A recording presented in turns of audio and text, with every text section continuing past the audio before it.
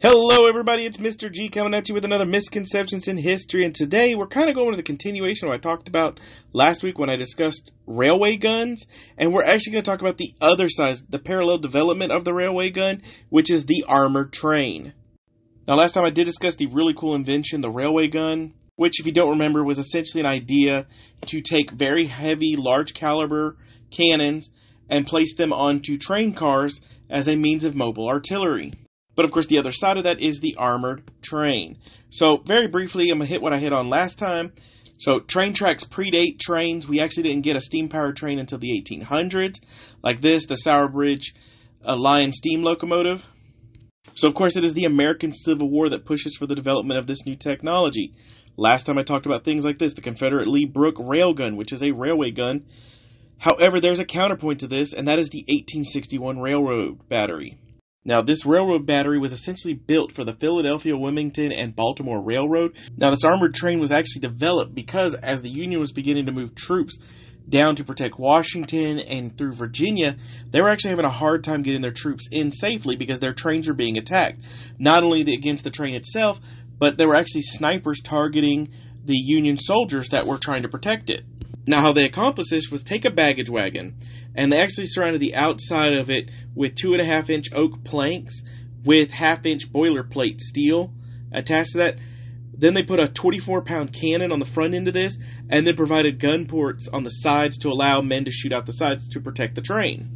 And the armored train actually showed its worth. It did its purpose until it was figured out that it was very vulnerable to artillery fire and that the train tracks could be destroyed, which is eventually how the Confederate raiding parties actually took it, as they damaged the tracks, stopped it, and ended it from there. Now in 1884, Charles Gervais Boxall actually wrote literally the first literature on the armored trains when he was with the 1st Sussex Artillery Volunteers.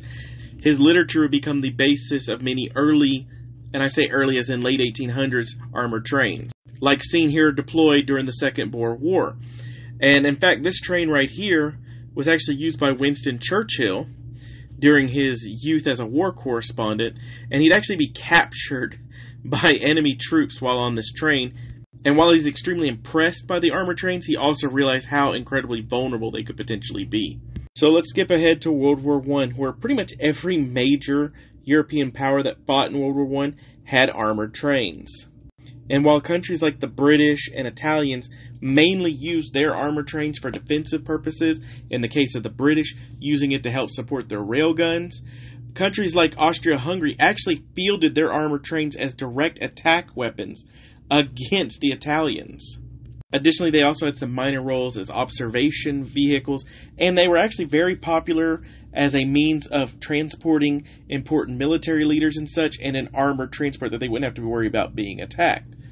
After World War I, a series of conflicts all used armored trains, like the Russian Revolution. They were favored by the Red Army or Bolshevik forces, the ones who would eventually become the Soviet Union's leaders. And they ranged in everything from basically train cars with sandbags on them to heavily armored trains that had naval guns on them. Interestingly enough, they even converted a streetcar into an armored tram utilizing this ideology.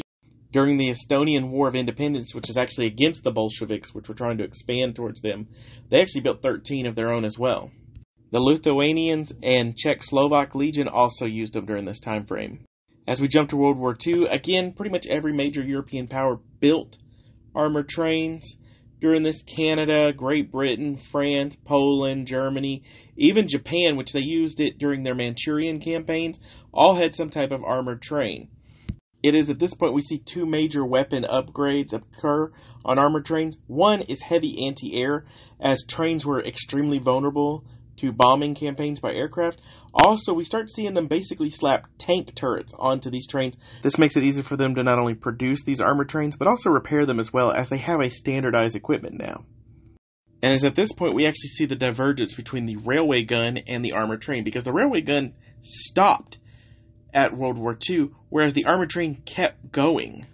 The First Indochina War saw the French deploying the La Rafale, which was basically a cargo carrier that also had armored protection, and basically was designed to help protect the French troops that were in Vietnam at the time. And armored trains would also be deployed during the Cuban Revolution, but it's the Soviet Union that really took armored trains and ran with it. Essentially every Soviet republic would have some type of armored train. The Zumrat, which was probably the most popular one in the main body of the Soviet Union, Russia, actually changed hands through multiple countries throughout its time in its existence. And because of the Sino-Soviet split and Russia wanting to protect the Trans-Siberian Railway, they actually developed these really heavy armored trains that basically were a small tank division on the back of a train. However, one of the craziest designs they came up with was essentially taking an SS-24 ballistic missile and placing it on an armored train. And so the train was designed to protect the missile until its deployment. The United States also worked on its own version of this, the Peacekeeper missile platform, utilizing a train, but they abandoned in favor of using missile launch tubes in the ground, basically.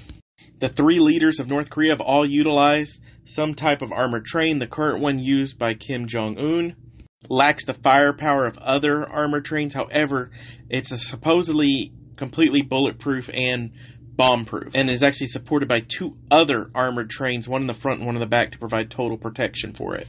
And the current Russian Federation to this day actually still deploys armored trains. They deployed them during the Second Chechenian War, the Battle of Grozny, the Russo-Georgian Wars of 2008, including up to now the Russian invasion of Ukraine, all have seen armored trains deployed still. So there you have it, a brief look at armored trains, a piece of technology from the 1860s that is still being deployed to this day, which is actually interesting considering here in the United States, we really don't think about trains that much because trains are more of a utilitarian usage. We use them to transport cargo and things like that. And in Europe, they're more of a passenger vessel. But here you have a piece of weapons technology that is over 150 years old. And while the basic idea behind it is still the same, we have improved it with better trains, better armor, better weapons, and things like that. But it's still being utilized, and that's actually interesting because the vulnerabilities haven't changed. Destroy the railroad tracks and the train is done for. Yet it's still being deployed in nations like Europe and Western Asia and Eastern Asia because they rely so heavily on trains, as opposed to what you would see here in North America.